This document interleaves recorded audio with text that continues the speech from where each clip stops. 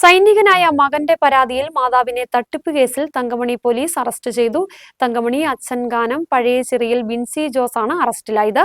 സ്വർണം മോഷ്ടിച്ചതും നാട്ടിൽ നടത്തിയ മറ്റ് സാമ്പത്തിക തട്ടിപ്പും ചൂണ്ടിക്കാണിച്ച് മകൻ നൽകിയ പരാതിയിലാണ് അറസ്റ്റ്. തട്ടിയെടുത്ത പണം ആഭിചാര ക്രിയകൾക്കായി ഉപയോഗിച്ചു. വർഷങ്ങൾക്ക് മുമ്പും ബിൻസി സമാന രീതിയിൽ തട്ടിപ്പ് നടത്തി ഒളിവിൽ പോയിരുന്നു. തങ്കമണി അച്ചങ്കാനം പഴയച്ചിറയിൽ ബിൻസി ജോസിനെയാണ് തങ്കമണി പോലീസ് അറസ്റ്റ് ചെയ്ത്.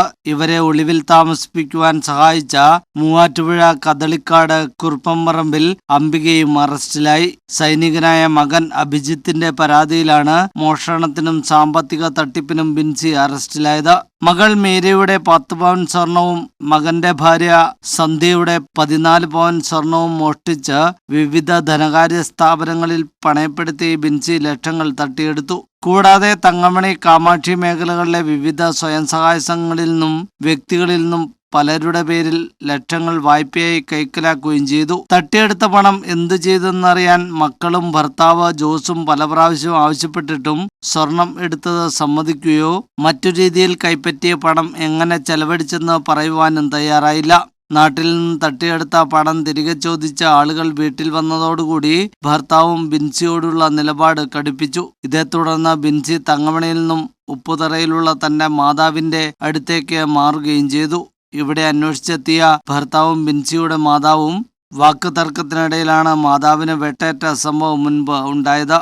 വർഷങ്ങൾക്ക് മുൻപ് സമാന രീതിയിൽ ബിൻസി സാമ്പത്തിക തട്ടിപ്പ് നടത്തി ഒളിവിൽ പോയതായി മകൻ നൽകിയ പരാതിയിൽ പറയുന്നു. മകന്റെ ഭാര്യയെ ചായയിൽ ഗുളിക കലക്കി കൊടുത്ത് കൊലപ്പെടുത്തുവാനും ശ്രമിച്ചിരുന്നു. ഇതിന് ബിൻസിയെ സഹായിച്ച സുഹൃത്തായിരുന്നു. മൊബൈൽ ചാറ്റിൽ സുഹൃത്ത് ബിൻസിയോട് നിർദ്ദേശിക്കുന്നതിന്റെ ഡിജിറ്റൽ തെളിവുകളും ലഭ്യമായിട്ടുണ്ട്. തട്ടിയെടുത്ത പണം ആഭിചാരക്രിയകൾക്കായി ഉപയോഗിച്ചു എന്നാണ് പോലീസിന്റെ പ്രാഥമിക നിഗമനം.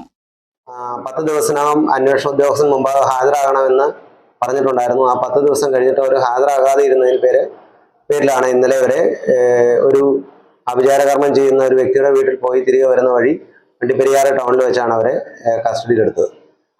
ഇവർക്ക് കസ്റ്റഡിയിൽ ഇവർക്ക് ഒളിവിൽ താമസിക്കാനുള്ള സൗകര്യം കൊടുത്തതിൻ്റെ പേരിൽ അവരുടെ ഒരു സുഹൃത്തിനെ കൂടി ആ കേസിലേക്ക് പ്രതിവർഗത്തിൽ ചേർത്തിട്ടുണ്ട്.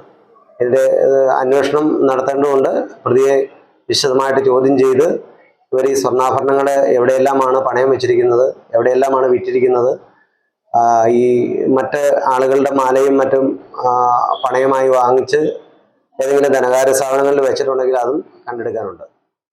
ഇവരുടെ വീട്ടിൽ നിന്നും വിവിധ മതചിഹ്നങ്ങളടങ്ങിയ തകിടും മറ്റും പോലീസ് കണ്ടെടുത്തു. ഒളിവിൽ പോയ ബിൻസി മൂവാറ്റുപുഴ കദളിക്കാട് കുറുപ്പംപറമ്പിൽ അംബികയുടെ വീട്ടിൽ ഒളിവിൽ കഴിയുന്നതിനിടയിൽ ഇന്നലെ വണ്ടിപ്പെരിയാറിലുള്ള മന്ത്രവാദിയുടെ അടുത്തെത്തിയതായി രഹസ്യവിവരം ലഭിച്ച തങ്കമണി പോലീസ് ഇൻസ്പെക്ടർ എബിയും സംഘവും ബുദ്ധിപരമായി പിടികൂടുകയായിരുന്നു. ചോദ്യം ചെയ്യലിൽ കുറ്റം സമ്മതിച്ചെങ്കിലും പണം എങ്ങനെ ചെലവഴിച്ചെന്ന് പൂർണ്ണമായും സമ്മതിച്ചിട്ടില്ല. കോടതിയിൽ ഹാജരാക്കിയ ശേഷം കസ്റ്റഡിയിൽ വാങ്ങി ചോദ്യം ചെയ്തെങ്കിലേ കൂടുതൽ വ്യക്തത വരുത്തുവാൻ കഴിയുകയുള്ളൂ എന്ന് പോലീസ് പറയുന്നു. SCPO Sunilkumar, CPO പ്രീനീത P, Jithin Ibrahim തുടങ്ങിയവരാണ് പോലീസ് സംഘത്തിൽ ഉണ്ടായിരുന്നത്. News bureau, Idukki.